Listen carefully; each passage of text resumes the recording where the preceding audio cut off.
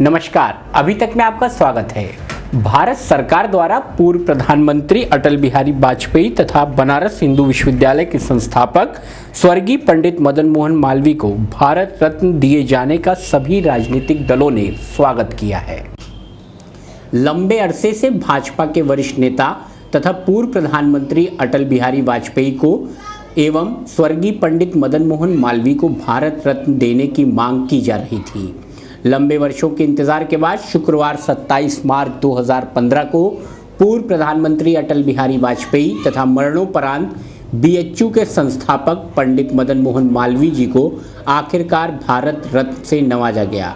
भारत के सर्वोच्च पुरस्कार भारत रत्न पर प्रायः विवाद रहता है। विपक्षी पार्टियां कुछ न कुछ नुस्ख निकाल ही लेती थीं, पर यह पहला मौका है जब भारत रत्न दिए जाने पर किसी भी राजनीतिक पार्टी ने कोई भी प्रतिक्रिया नहीं दी। निसंदेह अटल जी की छवि बेदाग है। न केवल भाजपा में ही उनके आदर्शों की पूजा होती है, बल्कि विपक्षी दल भी अटल जी की राजनीति का अनुसरण करते हैं। उत्तर प्रदेश भाजपा के प्रदेश कार्यकारिणी सदस्य विनोद अग्रवाल ने भाजपा के वरिष्ठ नेता तथा पूर्व प्रधानमंत्री अटल बिहारी वाजपेयी को तथा स्वर्गीय पंडित मदन मोहन मालवीय को भारत रत्न दिए जाने का स्वागत किया है। जी सर, अटल जी के साथ साथ पंडित मदन मोहन मालवीय जी को भी ये सम्मान मिलने जा रहा है। बहुत देर से ही सही, लेकिन दुरुस्त मिला। क्या कहना है? देखिए, पंडित मदन मोहन मालवीय भारत के वो सपूत हैं जिन्होंने भारत के स्वतंत्रता संग्राम में अपने आप को सब कुछ उन्होंने भी न्यौछावर किया। आज स्वतंत्रता के बाद 65 वर्षों के इतिहास में तमाम लोगों को जो जीवित थे उन तक को, प्रधानमंत्री इंदिरा गांधी रही हूँ या अन्य और लोग रहे, उनको भारत रत्न मिल गया 71 में। परंतु मदन मोहन मालवीय जैसी शख्सियत को कभी भी इस लायक न समझते हुए पिछली गवर्नमेंट ने कभी उनके लिए नहीं सोचा। ये मैं वर्तमान में भारत के प्रधानमंत्री श्री नरेंद्र मोदी जी को का आभार प्रकट करेंगे कि जिन्होंने पंडित मदन मोहन मालवीय जी को ये समझा कि ये वास्तव में भारत के रत्न के योग्य हैं और भारत के रत्न आज उनको मरणोपरांत आज इतने साल बाद उनको भारत रत्न सम्मानित किया जा रहा है। उनके जो पौत्र हैं, प्रपौत्र हैं, वो आज अपने आप को निश्चित तौर पर गौरवान्वित महसूस कर रहे होंगे कि जिसके वो पात्र थे, उनके परदादा, वो आज उन्हें सम्मान मिला है। उनके लिए भी मैं हृदय की गहराइयों से धन्यवाद और गर्व ज्ञापित करता हूँ। भारत के इतिहास में ये पहली बार हुआ है जब किसी को राष्ट्रपति द्वारा घर पर जाकर ये पुरस्कार दिया जा रहा हो।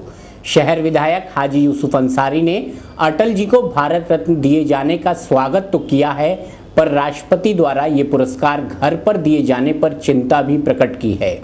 उनके अनुसार भारत के प्रथम नागरिक राष्ट्रपति को घर जाकर ये सम्मान देना प्रोटोकॉल के विरुद्ध है। विधायक जी, आज भारत रत्न अवार्ड से पूर्व प्रधानमंत्री अटल बिहारी वाजपेयी को नवाजा जाएगा, आपका इस पर क्या कमेंट है? पहले तो मैं खुशी का इजहार करता हूं कि ऐसे महान व्यक्ति को भारत रत्न पुरस्कार से नवाजा जा रहा है। ये बड़ी खुशी की बात है, लेकिन इसके साथ साथ बीजेपी सरकार प्रोटोकॉल का उल्लंघन करते हुए राष्ट्रपति की जो मर्यादा है, हमारे भारत हिंदुस्तान के प्रथम नागरिक राष्ट्रपति को सम्मान देने के लिए उनके घर पे जो भेजा जा रहा है, ये एक अफसोसनाक बात है। अगर स्वस्थ नहीं है किसी वजह से, तो इनका कोई भी प्रतिनिधि, जैसे भविष्य में हुआ है कि राष्ट्रपति भवन जाकर वो अवार्ड हासिल करता, तो राष्ट्रपति का भी सम्मान रहता और लेने वाले जिस महान व्यक्ति को दिया जा रहा है उसका भी सम्मान बढ़ता। ना कि ये बीजेपी की जो मनमानी है, हमारे जो हिंदुस्तान का कल्चर, जो प्रोटोकॉल है, उससे खिलवाड़, ये जो आज हो रहा है, ये नई परंपरा शुरू हो रही है, इससे आगे चल के बहुत परेशानी का सामना हम सबको करना पड़ेगा। हर एक पार्टी के लोग कोई भी अवार्ड देने के लिए राष्ट्रपति भवन आने की कोशिश नहीं करेंगे। घर बैठे हर व्यक्ति ये चाहेगा कि मेरे महापुरुष को ये सम्मान जो है वो घर जाकर राष्ट्रपति दे। तो ये परंपरा नहीं होनी चाहिए। मेरा अपना एक मैं विधायक के हैसियत से, एक हिंदुस्तानी नागरिक के हैसियत से मैं कहना चाहता हूँ कोई भी नई परंपरा ना हो और हमारे राष्ट्रपति का भी सम्मान बरकरार रहे और हमारे जो महापुरुष या हमारे जो अच्छे नेता माननीय अटल बिहारी वाजपेयी जी जो हमारे हिंदुस्तान के प्रधानमंत्री रहे हैं उनका भी सम्मान बरकरार रहे। उनका कोई जनप्रतिनिधि हो, उनका अपना कोई रिश्तेदार हो, उनके कोई भी खासम खास व्यक्ति हो, वो राष्ट्रपति भवन जाकर उस अवार्ड को हासिल करें। तो मैं मानता हूँ उसमें किसी की शान नहीं। थाना कटघर क्षेत्र के अंतर्गत 0 पॉइंट बाईपास के पास बेकाबू ट्रक ने गश्त कर रही पुलिस जीप को रौंद दिया। सुबह तड़के हुए इस हादसे में जीप में सवार दरोगा की मौके पर ही मौत हो गई। शुक्रवार की तड़के सुबह थाना कटघर क्षेत्र के अंतर्गत 0 पॉइंट के पास उस समय हंगामे की स्थिति पैदा हो गई जब तेज गति से आ रहे बेकाबू ट्रक ने गश्त कर रही पुलिस जीप को कुचल दिया। अचानक हादसा घटित होने पर जीप में सवार दरोगा सरताज खां व 2 सिपाही गंभीर रूप से घायल हो गए। अचानक हादसा होने पर ट्रक चालक मौके से ट्रक छोड़कर फरार हो गया। पुलिस जीप की हालत देखकर लग रहा था कि मानो ट्रक चालक ने जानबूझकर इस घटना को अंजाम दिया है। रोड से गुजरने वाले लोगों ने हादसे की जानकारी पुलिस को दी। सूचना पर मौके पर पहुंची पुलिस ने घायल खून से लथपथ हालत में पड़े दरोगा व सिपाहियों को उपचार के लिए तत्काल अस्पताल भेजा, लेकिन अस्पताल पहुंचते ही दरोगा की मौत हो गई। चिकित्सकों द्वारा दरोगा की मौत की पुष्टि कर शव को मोर्चरी में रखवा दिया गया और पुलिस को मामले की जानकारी दी गई। कटघर थाने में तैनात दरोगा सरताज की सड़क हादसे में मौत हो जाने की खबर पुलिस महकमे में फैलते ही पुलिस के आला अधिकारी पोस्टमार्टम हाउस पहुंचे और मृतक की मौत पर आंसू बहा रहे परिवार वालों को चुप कराकर थाना कटघर प्रभारी से घटना के विषय में जानकारी ली। फिलहाल पुलिस द्वारा मृतक के शव को पोस्टमार्टम कराकर शव परिवार वालों को सौंप दिया गया। घटना की जानकारी देते हुए कटघर सीओ ने बताया, ये दरोगा ही सुबह ईगल 10 पे थे, मोबाइल में भ्रमण पे थे, तभी अज्ञात गाड़ी ने ट्रक था उसने टक्कर मार दिया, उसमें ये एक्सपायर हो गए। ये कौन दरोगा ये सरताज खां थे। अच्छा, कहाँ पर हुआ ये हादसा? ये बाईपास पे हुआ है जो दलपतपुर 0 पॉइंट से जाएंगे दिल्ली साइड में बाईपास रेलवे क्रॉसिंग के पास यह हादसा हुआ। फिर कौन से बैच के थे पता है? ये तो नहीं पता है। हाँ, तो इसमें वो गाड़ी पकड़ी गई थी? नहीं, वो गाड़ी नहीं पकड़ी। कौन से थाने क्षेत्र में हादसा हुआ है? ये कटघर थाना क्षेत्र में हादसा। थाना हयातनगर क्षेत्र में देर शाम साइकिल सवार किसान को मोटरसाइकिल ने रौंद दिया। देर शाम हुए इस हादसे में किसान की उपचार के दौरान जिला अस्पताल में मौत हो गई। थाना हयातनगर क्षेत्र के अंतर्गत गांव पैतिया में रहने वाला खेम सिंह पुत्र रामस्वरूप अमानी बाजार से सब्जियां बेचकर साइकिल से घर वापस आ रहा था कि आदमपुर गांव के पास सामने से आ रही मोटरसाइकिल ने खेम सिंह को टक्कर मार दी, जिस कारण खेम सिंह सड़क पर दूर जा गिरा। सड़क के आसपास खड़े गांव वालों ने दौड़कर खेम सिंह को उठाया और पुलिस को सूचना दी। सूचना पर पुलिस व खेम सिंह के परिवार वाले घटनास्थल पर पहुंचे, लेकिन तब तक बाइक सवार वहां से बाइक लेकर फरार हो चुका था। पुलिस ने गंभीर रूप से घायल खेम सिंह को उसके परिवार वालों के साथ उपचार के लिए पास के प्राथमिक स्वास्थ्य केंद्र भेजा, जहां चिकित्सकों द्वारा खेम सिंह को मृत घोषित करार दिया गया। खेम सिंह के परिजनों ने अज्ञात में बाइक चालक के खिलाफ पुलिस को तहरीर दी, तो पुलिस ने मिली तहरीर के खिलाफ कार्रवाई करते हुए मृतक के शव को कब्जे में लेकर पोस्टमार्टम के लिए भेज दिया। ये कौन है हमारे यहाँ पे? पापा कैसे एक्सीडेंट हुआ? कैसे हुआ? ये बाजार से आ रहे थे। और तेज बोलो। बाजार से आ रहे थे ये। अच्छा, फिर क्या हुआ? फिर जो ये सड़क इन्होंने क्रॉस कर दी थी, ये मोटरसाइकिल वाला आया तेज स्पीड से, मैंने पिया हुआ था, ये कह रहा था इन्हें 20 साइकिल मारी पाकिस्तानी मोटरसाइकिल, तो ये गिर गए। अच्छा, इनकी मौत मौके पर हुई या अस्पताल में हुई? नहीं, आते हुए पे हुई। किस जगह की बात है? कहाँ है? ये संभल से जो आदमपुर रोड है उस पर ही बात है। मोटरसाइकिल वाला पकड़ लिया? मोटरसाइकिल वाला अभी मोटरसाइकिल पकड़ रही है। मोटरसाइकिल वाला ट्रांसपोर्ट यूनियन के अध्यक्ष की बाइक को कोतवाली क्षेत्र स्थित उनके आवास के बाहर से चोरों द्वारा चुरा लिया गया। महानगर में बढ़ रही वाहन चोरी की घटनाओं पर अंकुश लगाने में पुलिस नाकाम दिख रही है। भाजपा व्यापार प्रकोष्ठ के महानगर अध्यक्ष तथा ट्रांसपोर्ट यूनियन के अध्यक्ष आर.डी. चतुर्वेदी का बुध बाजार में कार्यालय है। बुधवार रात वे कोतवाली के कोठीवाल स्थित गीता ज्ञान मंदिर के निकट स्थित अपने घर पहुंचे। बाइक घर के बाहर खड़ी कर दी। कुछ देर बाद बाहर आने पर बाइक गायब पाई। इधर उधर तलाश करने पर भी बाइक नहीं मिली। आर.डी. चतुर्वेदी ने थाना कोतवाली में बाइक चोरी की तहरीर दे दी है। जी सर, कहाँ से चोरी हुई है आपकी बाइक और कौन सी बाइक? मैं प्रतिदिन के यहाँ से ऑफिस 9 साढ़े 9 बजे भड़ा के ऑफिस और घर के लिए प्रस्थान करता हूँ। मैं जब घर पहुँचा तो मैंने लाइट नहीं आ रही थी। कई दिन से 8 साढ़े 8 बजे लाइट चली जाती है, तो घर के दरवाजे में मैंने गाड़ी खड़ी कर दी थी और मेरी दूसरी भी अपना स्कूटी बच्चे की खड़ी रहती है। बच्चा काली माँ के मंदिर चला गया था, तो गीता ज्ञान मंदिर के बराबर में मेरा आवास है कोठीवाल नगर में, तो खड़ी कर दी थी। उसके बाद 10:15 बजे जब लाइट आई तो मैंने एक नाटक देखने के लिए, महादेव नाटक देखने के लिए, मैंने जैसे ही टीवी चालू, मैं बच्चे से कहा मोटरसाइकिल अंदर ले लो, तो मोटरसाइकिल दरवाजे पर थी नहीं। हमने इधर उधर देखा, पूछा फ़ोन पे अपने सब जगह से पूछा, तो कहीं कुछ नहीं मिली और चाबी घर में ही लगी हुई थी। उसके बाद मैंने कंट्रोल पर 10:30 पौने 11 बजे मैसेज किया और फिर मैं कोतवाली में आया और सीओ साहब से मिला।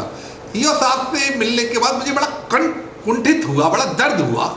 उन्होंने कहा कि गाड़ी आपको, आप घर में अंदर घुसे थे तो खाना खाने के लिए तो आपको गाड़ी अंदर लेके जानी थी। मैंने कहा मैं साहब आपके यहाँ आया हुआ हूँ तो मैं आपके अंदर लेके आता ऑफिस। बोले ये तो आपकी रखवाली, हमारी कोई जिम्मेदारी नहीं है। उन्होंने इस तरह से मुझसे कहा। तो फिर मैंने कप्तान साहब से बात की। कप्तान साहब ने बड़ा रिस्पॉन्स दिया और उन्होंने फिर कोतवाली में कहा और तब मेरी बात को सुना गया और उसके बाद में मेरे साथ में पुलिस वाले को अपना भेजा गया और लेपर्ड वगैरह से राउंड लगाया। तो हम लोग 1-1.5 बजे तक राउंड लेते रहे। फिर उसके बाद भी हमारी मोटरसाइकिल का पता नहीं लगा। बड़ा ये हो रहा है कि इस समय शहर की व्यवस्था बिल्कुल ख़राब है। और उसके बाद में जो एक तो मैं व्यापार से जुड़ा हुआ हूँ, ट्रांसपोर्टेशन से, और भाजपा का एक व्यापार प्रकोष्ठ का अध्यक्ष होने के नाते कोई बात ना सुनना बड़ा दर्द हो रहा है। इसके लगता है कि जो सामान्य नागरिक है उसके साथ क्या हो रहा होगा, ये बड़ा कुंठित हो रहा है, दर्द हो रहा है कि हम एक मानवता के नाते से लोगों से सही ढंग से बात कर सकें।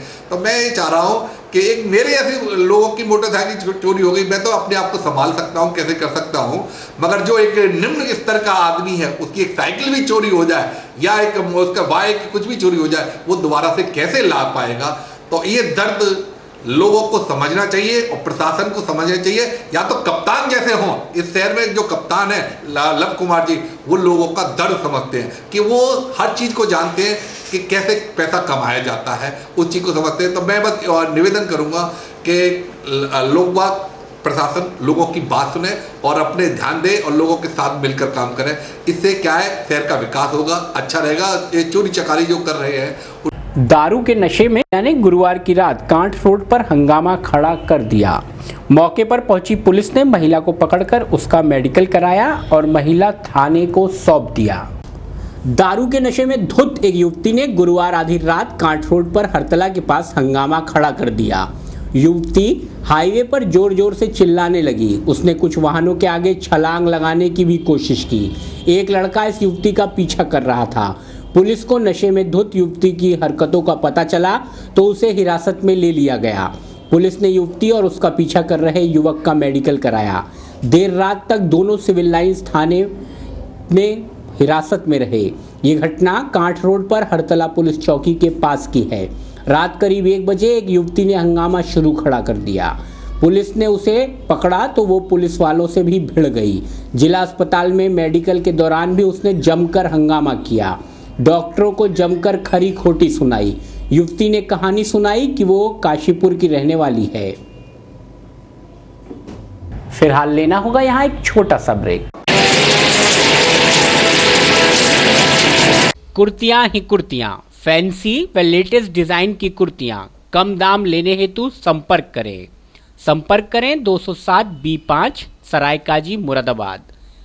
Mobile number 9927016909। ब्रेक के बाद पुनः अभी तक में आपका स्वागत है। पोलियो मुक्त भारत की प्रथम वर्षगांठ के अवसर पर आईएमए भवन में एक कार्यक्रम आयोजित किया गया, जिसमें सभी प्रशासनिक अधिकारी मौजूद रहे। मुरादाबाद मंडल से जिस तरह से जमीनी कार्यकर्ताओं ने पोलियो के कलंक को मिटाया है, उसी तरह उसी ऊर्जा, मेहनत एवं लगन के साथ कुपोषण के कलंक को मिटाना है। स्वस्थ बच्चे मजबूत राष्ट्र की धरोहर हैं और भारत का उज्जवल भविष्य उन्हीं के भावी कंधों पर टिका है। ये विचार आयुक्त मुरादाबाद मंडल मुरादाबाद विपिन कुमार द्विवेदी ने आईएमए भवन में कोर पीसीआई द्वारा पोलियो फ्री इंडिया की पहली वर्षगांठ के मौके पर आयोजित मुबारकबाद कार्यक्रम में उपस्थित सीएमसी व आंगनबाड़ी कार्यकर्तियों को संबोधित करते हुए व्यक्त किए। उन्होंने इस अवसर पर कहा कि पोलियो के लिए हमें अलर्ट रहना है, क्योंकि पड़ोसी देशों में पोलियो का वायरस आज भी विद्यमान है। भारत से पोलियो समाप्त हो चुका है और अब कुपोषण की बारी है। जिला स्तरीय व मंडलीय अधिकारियों को गांव गोद दिए गए हैं, किंतु वहां धरातल पर आंगनबाड़ी कार्यकर्तियों व कोर पीसीआई के सीएमसी व जमीनी कार्यकर्ताओं को ही काम करना है और पोलियो की भांति कुपोषण को भी समाप्त करना है।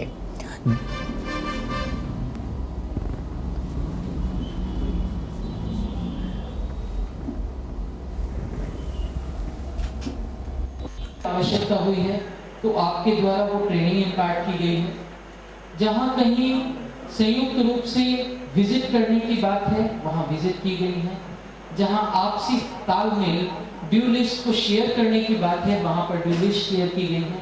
तो इस प्रकार का जो ये सामंजस्य न केवल ग्रासरूट लेवल पर वरन डिस्ट्रिक्ट लेवल पर भी जो विभिन्न बैठकों में देखने को मिला है, वो सराहनीय है और उसका एक प्रयास जो उस प्रयास का परिणाम है वो आपके सामने है। लेकिन फिर उपलब्धि के बाद जिम्मेदारियां आप लोगों की और हो गई हैं।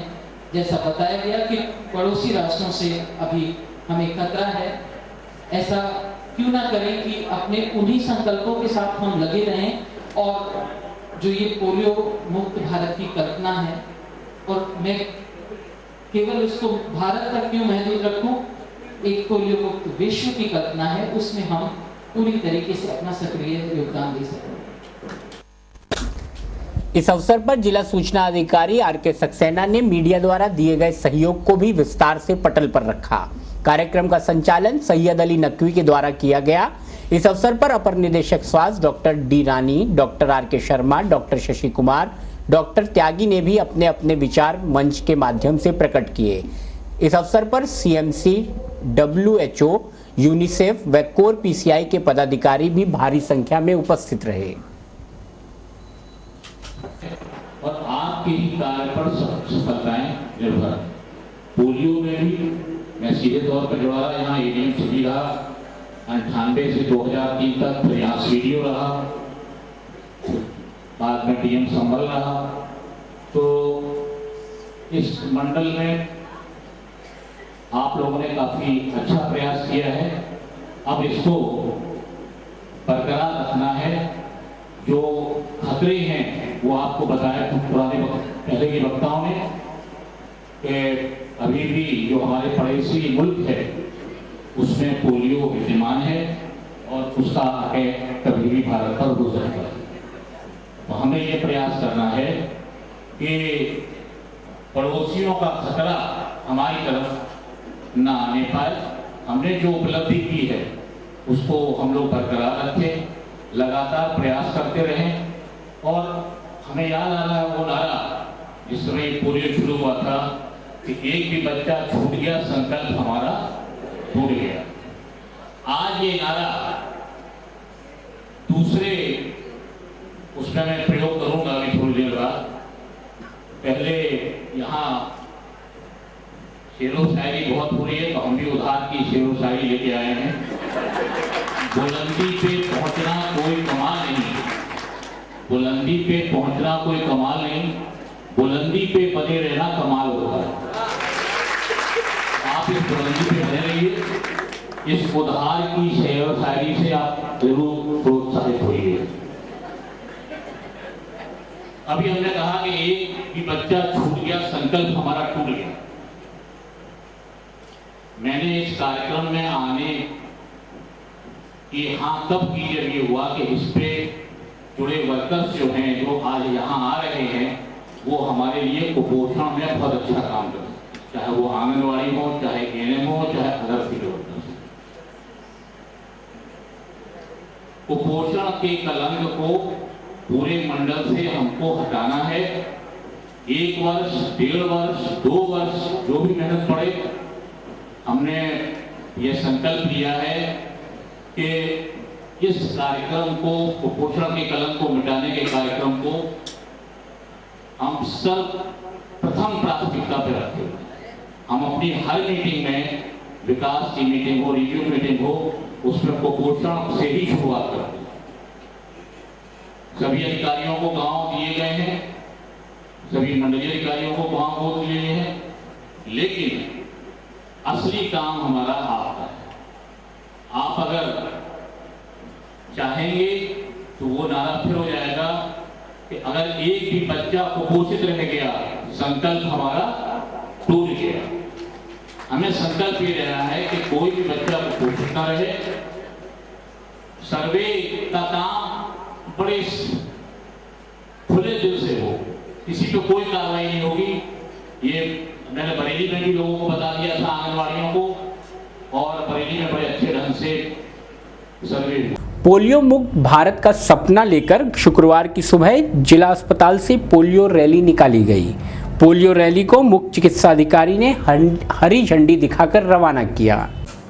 शुक्रवार की सुबह स्वास्थ्य विभाग की ओर से पोलियो मुक्त भारत की वर्षगांठ के अवसर पर पोलियो जागरूकता रैली निकाली गई, जिसे मुख्य चिकित्सा अधिकारी डॉक्टर संजीव यादव ने हरी झंडी दिखाकर रवाना किया। पोलियो जागरूकता रैली में विभिन्न संगठनों व स्कूली बच्चों ने हिस्सा लिया। जिला अस्पताल से चलकर ये रैली पोलियो चौक पर जाकर संपन्न हुई। मुख्य चिकित्सा अधिकारी डॉक्टर संजीव यादव ने बताया कि 27 मार्च को भारत को पोलियो मुक्त के तौर पर घोषित किया गया था और इसी अवसर पर इसकी वर्षगांठ मनाई गई और लोगों को जागरूक किया गया कि 0 से 5 साल तक के बच्चों को पोलियो ड्रॉप पिलाते रहें, क्योंकि पोलियो मुक्त भारत सभी के प्रयासों से घोषित हुआ है और पोलियो मुक्त भारत की सफलता को जनता के सहयोग से चलाए रखना है, जब तक कि पूरा विश्व पोलियो मुक्त न हो जाए। किस संबंध में आज ये रैली निकाली है? आज 27 मार्च को पिछले वर्ष भारत को पोलियो मुक्त देश के तौर पर घोषित किया गया था और इसी खुशी वाले अवसर पर आज पुनः इसकी वर्षगांठ मनाए जाने के लिए और सभी लोगों को जागरूक करने के लिए कि भारत पोलियो मुक्त देश सभी लोगों के प्रयासों से हुआ है और स्वास्थ्य विभाग और उनके सहयोगी संगठन, इसके साथ साथ जनता की इसमें बड़ी ज़बरदस्त भागीदारी रही है। सरकार इसके लिए कटिबद्ध थी और ये सफलता हम लोगों को प्राप्त हुई, लेकिन इस सफलता को हमें बनाए रखना है और पोलियो के अभियान को अभी पूरी ताकत से तब तक चलाते रहना है जब तक कि पूरा विश्व पोलियो मुक्त ना हो जाए। और इसलिए मेरी ये सभी से अपील है कि आगे आने वाले सभी पोलियो अभियानों में 0 से 5 वर्ष के सभी बच्चों को तब तक दवा पिलाते रहें जब तक कि पूरा विश्व और हमारे आसपास के सभी देश पोलियो से मुक्त ना हो जाए। अच्छा, इन गाड़ियों पर डॉक्टर साहब एक स्लोगन छपा है, क्या आप साथ के साथ हैं? क्या है ये साथ? इंद्रधनुष प्रोग्राम के विषय में है ये। हमारे आदरणीय प्रधानमंत्री जी की ओर से रूटीन इम्यूनाइजेशन को और मजबूत करने के लिए ये मिशन इंद्रधनुष नाम का प्रोग्राम शुरू किया गया है। इसमें 7 बीमारियां जिनके लिए कि हम यूआईपी प्रोग्राम में सभी बच्चों को मुफ्त टीकाकरण करते हैं, उन पर पुनः जोर दिया गया है और विशेष रूप से अभियान चलाकर उन बच्चों को ये टीके लगवाए जाएंगे और ये दवाई पिलाई जाएंगी 7 बीमारियों के खिलाफ जो छूट जाते हैं। इसके लिए विशेश तौर पे कुछ उत्तर प्रदेश के 44 जिलों का चयन किया गया, इसमें मुरादाबाद भी एक है। तो मेरी सभी से ये अपील है कि अप्रैल माह में 7 तारीख से शुरू होने वाले इस अभियान में सभी अपने बच्चों को ये टीकाकरण अवश्य कराएं। महानगर में जनता की सुविधा हेतु 80 फिक्स टॉयलेट लगाए जाएंगे। शुक्रवार को नगर आयुक्त द्वारा कचहरी रोड पर फिक्स टॉयलेट का निरीक्षण कर इस उपयोगी योजना को हरी झंडी दिखाई गई। जनता की सुविधा हेतु नगर निगम द्वारा शहर भर में करीब 80 फिक्स टॉयलेट लगाने की योजना बनाई जा रही है। शुक्रवार को नगर आयुक्त एसके सिंह ने कचहरी रोड स्थित बालाजी मंदिर के निकट फिक्स टॉयलेट का निरीक्षण किया और इस योजना के तहत अगले टॉयलेट बनाए जाने की मंजूरी भी दे दी। सूत्रों के अनुसार एक फिक्स टॉयलेट के निर्माण के लिए करीब 25,000 की स्वीकृति दी गई है, परंतु इस फिक्स टॉयलेट की एक खामी ये है कि पानी की व्यवस्था टॉयलेट के भीतर नहीं की गई। लिहाजा निगम प्रशासन को इस कमी की ओर भी ध्यान देना होगा। शुक्रवार की दोपहर नगर आयुक्त व अपर नगर आयुक्त द्वारा फिक्स टॉयलेट का निरीक्षण किया गया। फिक्स टॉयलेट योजना पर प्रकाश डालते हुए नगर आयुक्त एसके सिंह ने बताया।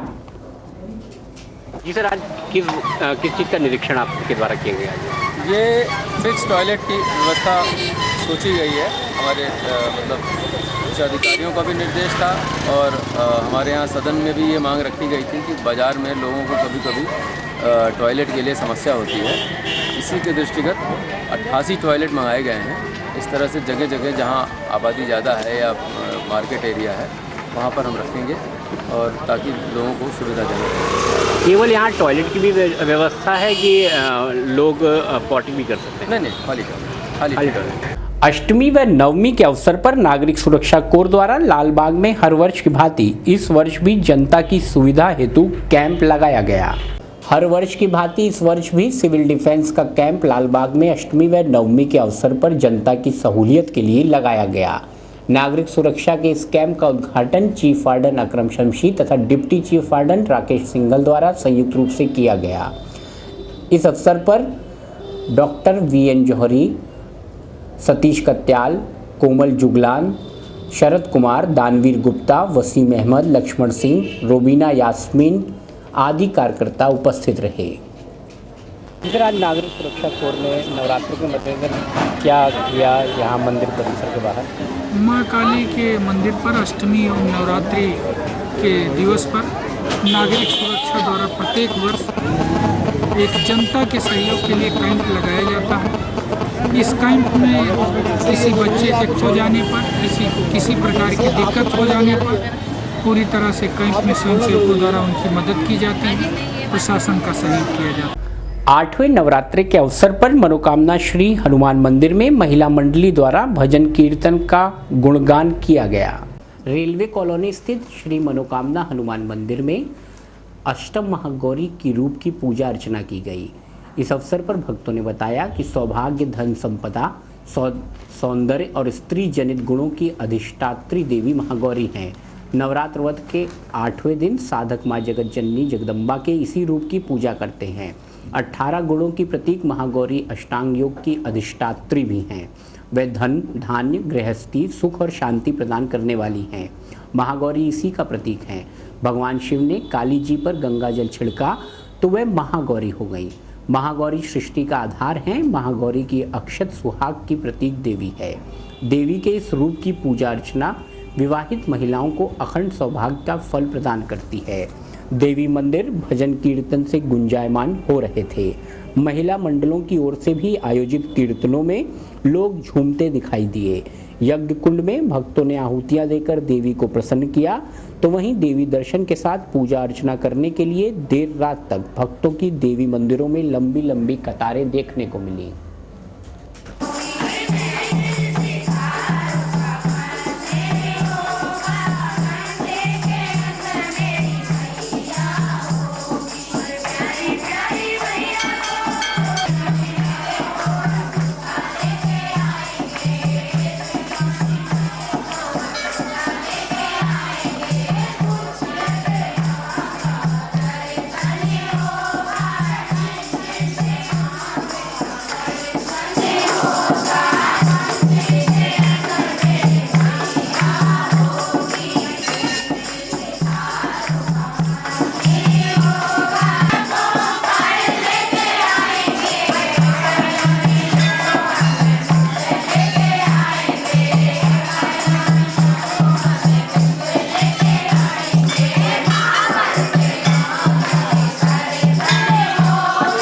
श्री माता महाकाली एवं श्री बालाजी सेवा समिति के द्वारा गुरुवार की शाम गोविंदनगर स्थित संकट मोचन पार्क में बैठक कर हनुमान जयंती महोत्सव की तैयारियों पर चर्चा की गई।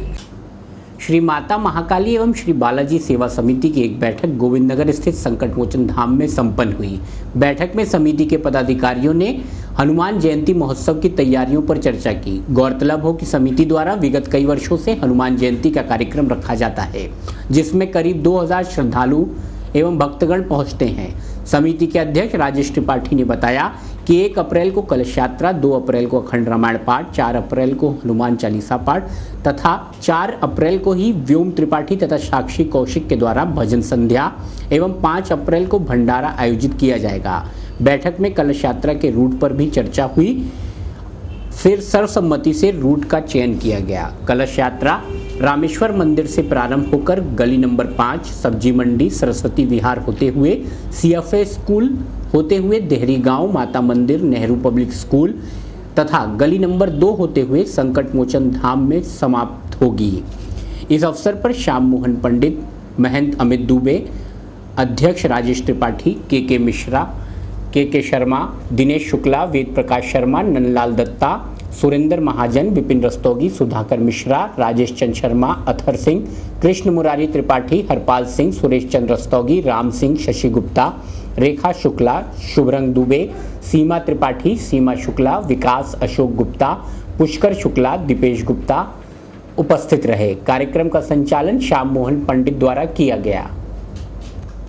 गत वर्ष की भांति इस वर्ष भी धूमधाम से मनाने का निश्चय हुआ है, जिसमें दिनांक 1 अप्रैल दिन बृहस्पतिवार को गोविंद नगर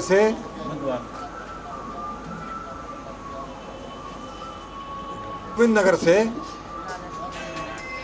कलश यात्रा पूरे गोविंद नगर क्षेत्र में घूमकर, जिसमें लगभग 500 महिलाएं सर पर कलश रखकर विधि विधान से शोभा यात्रा निकलेगी, वो कलश यात्रा निकलेगी और पूरे गोविंद नगर क्षेत्र में घूमती हुई फिर इस संकट मोचन पार्क में उसका समापन होगा। उसके पश्चात रामायण, अखंड रामायण का पाठ इस संकट मोचन धाम में ही दिनांक 1 अप्रैल से प्रारंभ होकर और 2 अप्रैल की दोपहर तक श्री रामचरितमानस का अखंड पाठ यहाँ पर चलेगा। उसके पश्चात दिनांक 2 अप्रैल से और 4 अप्रैल की प्रातः 10 बजे तक श्री हनुमान चालीसा पाठ, अखंड पाठ, जो 2 अप्रैल से प्रारंभ होकर 2 अप्रैल की रात्रि में, 3 अप्रैल के पूरे दिन, 3 अप्रैल की रात्रि में और 4 अप्रैल की सुबह 10 बजे तक यह अखंड पाठ श्री हनुमान चालीसा जी का चलेगा। क्या अपील करना चाहेंगे? धर्म प्रेमियों से हमारी अपील है कि इस प्रकार का कार्यक्रम इस महानगर के अंदर कोई दूसरा नहीं होता, ये विशेष आयोजन है। तो हमारी धर्म प्रेमी जनता से ये प्रार्थना है, ये निवेदन है, ये अपील है कि इस कार्यक्रम में अधिक से अधिक संख्या में पहुंचकर धर्म लाभ उठाएं और इस यज्ञ का पूर्ण धर्म लाभ प्राप्त करें। विगत वर्षों की भांति इस वर्ष भी कितने भक्तों के पहुंचने की संभावना है? लगभग पिछले वर्ष 2000 भक्तों की यहाँ उपस्थिति रही थी। इस वर्ष ये आशा की जा रही है कि लगभग 3000 भक्त जो हैं यहाँ पर उपस्थित होंगे और भव्य इस यज्ञ में और भंडारे में सम्मिलित होकर उसका धर्म लाभ प्राप्त करें। फिलहाल वक्त है अभी तक में एक छोटे से ब्रेक का। खुल गया हरिओम दूध भंडार। हमारे यहाँ गाय भैंस का शुद्ध एवं ताज़ा दूध, दही, पनीर, मावा, बर्फी हर समय पर उपलब्ध है एवं उचित मूल्य पर मिलता है। एक बार सेवा का मौका अवश्य दें। नोट, शादी विवाह के ऑर्डर भी बुक किए जाते हैं। हमारी नई दुकान का पता हरिओम दूध भंडार, इंदिरा विकास समिति का चौराहा, CL गुप्ता के बाग के सामने, मुरादाबाद। हमारी पुरानी दुकान का पता जेल के पीछे, मुरादाबाद। Mobile number 9458809727, 9458741135। कुर्तियाँ ही कुर्तियाँ, फैंसी व लेटेस्ट डिजाइन की कुर्तियाँ कम दाम लेने हेतु संपर्क करें 207 B5 Saraikaji, Moradabad. Mobile number 9927016909।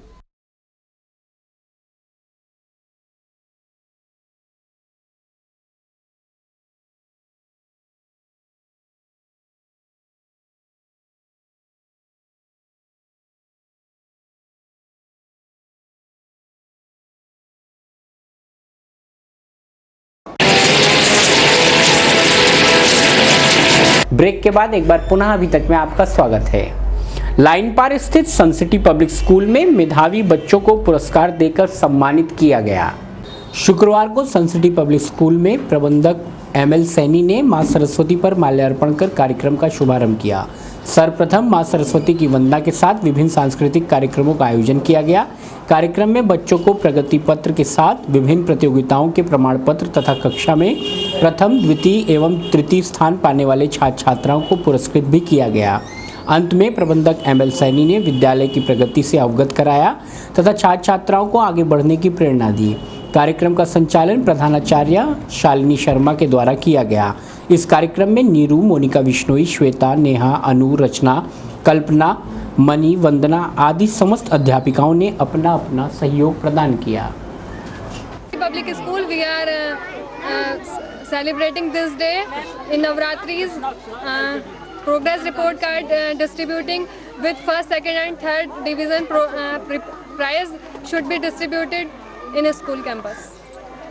Rampur दोराहा क्षेत्र में बिजली घर बनवाने की मांग को लेकर लोकतंत्र बचाओ मोर्चा ने एक ज्ञापन जिलाधिकारी को सौंपा। लोकतंत्र बचाओ मोर्चा के कार्यकर्ताओं ने शुक्रवार को कचहरी पहुंचकर प्रदर्शन कर एक ज्ञापन जिलाधिकारी के माध्यम से राज्यपाल को प्रेषित किया। ज्ञापन में मांग की गई कि रामपुर दोराहे व उसके आसपास के लोगों ने यहां पर एक बिजली घर की स्थापना के लिए जनता ने बड़ा आंदोलन किया था, तब जाकर उस पावर हाउस की स्थापना हुई।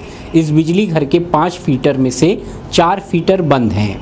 यदि 15 दिन के भीतर इस पावर हाउस को चालू नहीं किया गया तो मोर्चा राष्ट्रीय राजमार्ग रोकेगा, जिसकी जिम्मेदारी जिला प्रशासन की होगी।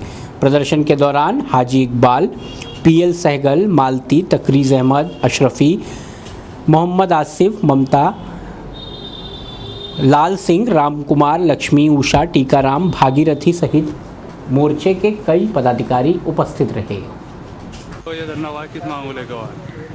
रामपुर दुराया जो सन 1970 में बसा, वहाँ के लोग 15-15 दिन 20-20 दिन बिजली नहीं मिलती और पीटल नगरी से बिजली दलपतपुर जाती है और दलपतपुर से 11 किलोमीटर चलने के बाद रामपुर दुराया पर आती है। वहाँ हम लोगों ने एक आंदोलन किया था। वहाँ एक पावर हाउस बना, पावर हाउस बन के तैयार हो गया।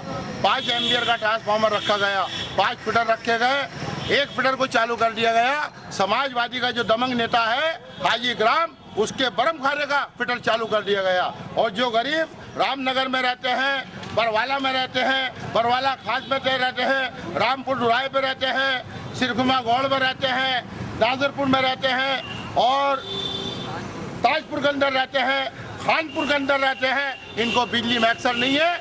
यहाँ मिली भगत से पुलिस की तार कटते हैं और जब तार कटते हैं तो यहाँ बिजली नहीं मिलती। तो हमारा कहना ये, यदि 15 दिन के अंदर रामपुर दुराहे का अगर पावर हाउस 5-4 फीटर को चालू नहीं किया तो हम रामपुर दुराहे पर हाईवे रोकेंगे और हिंदुस्तान का बड़ा आंदोलन की बुनियाद रामपुर दुराहे से हम रखेंगे। इस कड़ी में आज हम भूमि अधिग्रहण बिल के विरोध में शिवसेना ने कलेक्टर पर प्रदर्शन कर एक ज्ञापन जिलाधिकारी के माध्यम से राज्यपाल को भेजा। शुक्रवार को शिवसेना द्वारा कलेक्टर पर प्रदर्शन कर जिलाधिकारी के माध्यम से ज्ञापन राष्ट्रपति को भेजा गया। ज्ञापन में शिव सैनिकों ने मांग की कि सरकार पहले भी औद्योगिक कॉरिडोर के बहाने जमीन कब्जाने की कोशिश कर रही थी और अब पूरे देश में रेलवे स्टेशन के आसपास की जमीन भी कब्जाने को कानून बनाया जा रहा है। 5 साल पहले भी SEZ के नाम से देश में 10 लाख हेक्टेयर से ज़्यादा जमीन अधिग्रहित की गई थी। इसमें 32% जमीन का ही उपयोग हुआ, बाकी जमीन निष्प्रयोज पड़ी हुई है। नियमानुसार इसे किसानों को वापस किया जाना चाहिए। विधेयक से किसान, आदिवासी व छोटे दुकानदार तबाह और बर्बाद हो रहे हैं। शिवसेना की राज्य इकाई भू अधिग्रहण विधेयक को वापस लेने की मांग करती है तथा विधेयक वापस न लेने पर पूरे प्रदेश में उग्र आंदोलन करने की चेतावनी देती है।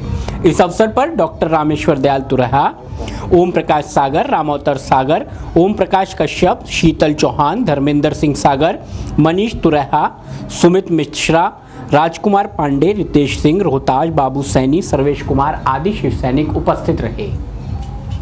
की मांग लेके कर आज शिवसेना के पदाधिकारी जिलाधिकारी कार्यालय मुरादाबाद का धरना प्रदर्शन कर भूमि अधिग्रहण बिल वापस लेने की मांग करते हैं।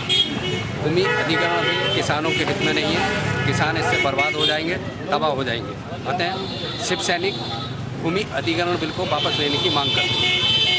अगर भूमि अधिग्रहण बिल वापस नहीं लिया गया तो शिव सैनिक पूरे राज्य में उग्र आंदोलन कर।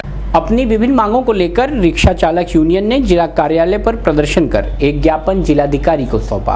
रिक्शा चालक श्रमिक यूनियन ने कचहरी पर प्रदर्शन कर जिलाधिकारी के माध्यम से एक ज्ञापन मुख्यमंत्री को प्रेषित किया। ज्ञापन में मांग की गई कि रिक्शा चालकों को सन 2014 तक के लाइसेंसों पर ई रिक्शा दिलाई जाए, रिक्शा चालकों के लाइसेंस व रिक्शा पर टैक्स बंद किया जाए, रिक्त चालकों को अंत्योदय राशन कार्ड जारी किया जाए, कैंप लगाकर रिक्शा चालकों को निःशुल्क दुर्घटना बीमा कराया जाए, रिक्शा चालकों के बच्चों को शिक्षा निःशुल्क क्षेत्र के पब्लिक स्कूलों में शिक्षा दिलाई जाए, रिक्शा चालकों की पुत्रियों की शादी में 50,000 अनुदान की व्यवस्था की जाए तथा शहर के अंदर ई रिक्शा व ऑटो रिक्शा बंद की जाए।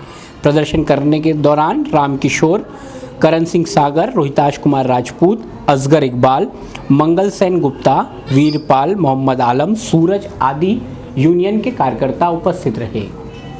प्रदर्शन करा है, अपने किन मांगों को लेकर करा है? ये हमारा कार्यक्रम आज रिक्शा चालकों की समस्याओं को लेकर के है। पूरे शहर के अंदर ऑटो रिक्शा, ई रिक्शा ने पूरे शहर के अंदर गली कूचों में घूम रही हैं और जो हमारे रिक्शा चालक हैं उनका रोजगार छीन लिया है। उनकी रोजी रोटी की समस्या खड़ी हो गई है। वो अपने बच्चों को पढ़ा नहीं सकते, उनको पेट भर भोजन नहीं दे सकते, शिक्षा की व्यवस्था नहीं कर सकते। तो उनके रोजगार पर जो ये हमला हो रहा है सरकार, तो उसके खिलाफ हमने ये ज्ञापन दिया है कि इन रिक्शा वालों को एक तो सरकार ई रिक्शा मुहैया कराए और दूसरे जो ये ऑटो और ये शहर में चल रहे हैं इन्हें शहर से बाहर किया जाए और शहर के अंदर रिक्शाओं के लिए मार्ग। तो ये थी अभी तक में आज की गतिविधियां। इसी के साथ बीपी उपाध्याय को अभी तक की पूरी टीम के साथ दीजिए इजाजत। नमस्कार, आदाब।